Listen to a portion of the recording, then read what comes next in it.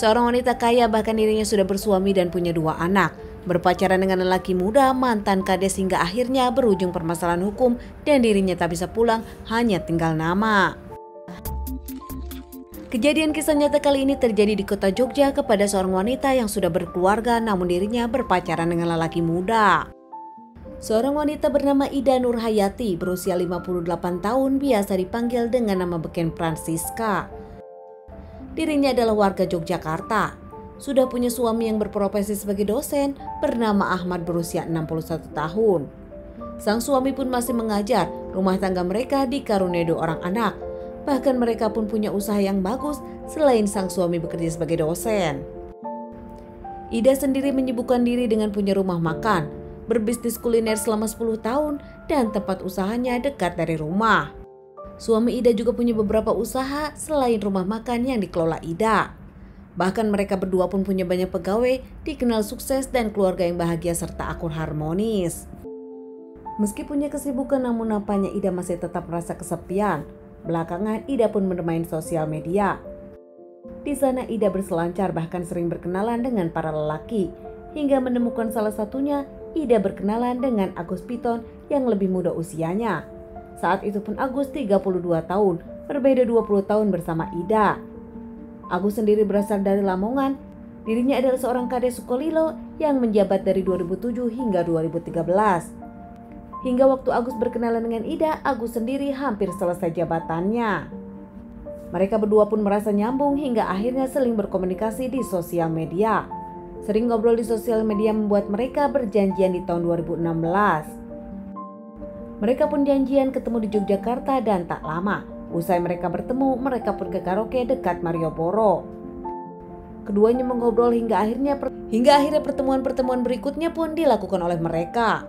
Sampai keduanya merasa dekat dan mereka pun berselingkuh di belakang suami Ida. Akhirnya di tahun 2018 Ida pun membeli mobil baru. Mobil Sienta abu-abu dibeli secara cash. Saat itu mengaku kepada sang suami agar mempermudah Ida kemana-mana sendirian. Dengan memakai mobil itu, Ida sendiri membuat hubungannya lancar bersama Agus. Apalagi di tahun 2019, Agus memilih kos-kosan di Sleman, Yogyakarta. Ternyata Agus sendiri adalah seorang duda yang tak punya pasangan lagi. Makin sering Agus dengan Ida bertemu, mereka makin sering melakukan hubungan suami istri. Hingga tepatnya di hari Rabu 20 Februari 2019, Ida izin kepada sang suami dirinya akan ke restoran dan tak lama akan mengurus SIM. Sang suami pun mengizinkan seperti biasa, tak ada kecurigaan dari sang suami kepada Ida. Namun nampaknya ada yang tak biasa hingga sore hari sang suami pun tak menemukan Ida pulang. Saat suami Ida menelpon tak diangkat, suami Ida pun menelpon ke restoran. Saat itu karyawan pun menyebutkan kalau Ida sedang meeting di luar tapi tak tahu Ida dengan siapa. Ternyata Ida sendiri memang janjian dengan Agus selingkuhannya sendiri. Mereka jalan-jalan mengobrol hingga akhirnya di perjalanan entah apa yang mereka bicarakan, mereka pun cekcok. Dalam percekcokan tersebut Ida membuat Agus marah dan tak lama Agus yang merasa tersinggung memukul Ida yang ada di kursi penumpang.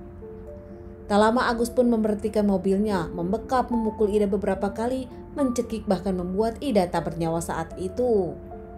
Sadar kondisi Ida sudah tak bernyawa, Agus yang panik dan bingung membawa jasad Ida berkeliling di kota Jogja, Lamongan hingga dibawa ke Gresik. Sesampainya di jembatan Gresik mencoba membuang Ida. Namun saat itu Agus pun merasa kasihan kepada Ida hingga akhirnya dibatalkan. Mencari tempat lain yang lebih sepi hingga akhirnya di Gresik pun ada perkebunan jagung. Di sana Agus membuang Ida begitu saja dan tak lama meninggalkan Ida. Agus yang kabur membawa mobil Ida keluar kota, dirinya pun pergi ke kota Lamongan. Hingga keesokan hari ada warga yang melintas, menemukan jasad Ida sudah tak bernyawa dan melaporkan kepada pihak kepolisian. Pihak kepolisian datang menyelidiki kasus ini, melakukan otopsi dan identifikasi. Semua pakaian dan perhiasan masih utuh, namun tak ada identitas dari diri korban membuat polisi susah mengidentifikasi. Hingga akhirnya polisi pun mengambil langkah identifikasi sidik jari. Teridentifikasi jasad tersebut adalah Ida Nurhayati, 58 tahun warga Yogyakarta. Pihak kepolisian pun mengabari keluarga Ida yang sedang kebingungan mencari.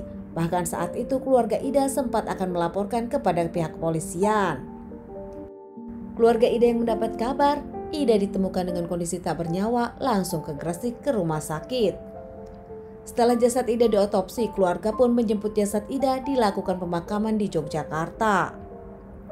Pihak dari keluarga Ida mengira kalau ini perampokan, mengingat saat Ida ditemukan tak ada mobil baru Ida.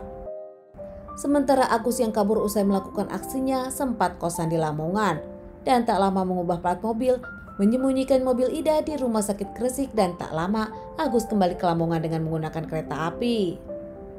Polisi menyelidiki semuanya dan ternyata Ida terlihat pergi terakhir bersama seorang lelaki muda.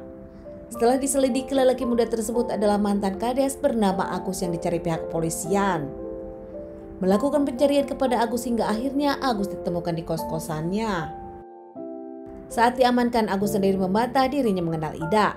Namun setelah menggeledah kosan, ditemukan handphone Ida ada di kosan Agus. Hingga akhirnya Agus pun mengakui dirinya pelakunya dan menceritakan awal perkenalan mereka. Mengakui mereka ada hubungan perselingkuhan dan Agus pun menjawab semua pertanyaan polisi. Menurut Agus, motifnya sendiri karena kesal dan sakit hati kepada Ida. Saat itu Agus disebutkan lelaki tak modal, lelaki tak ada uang.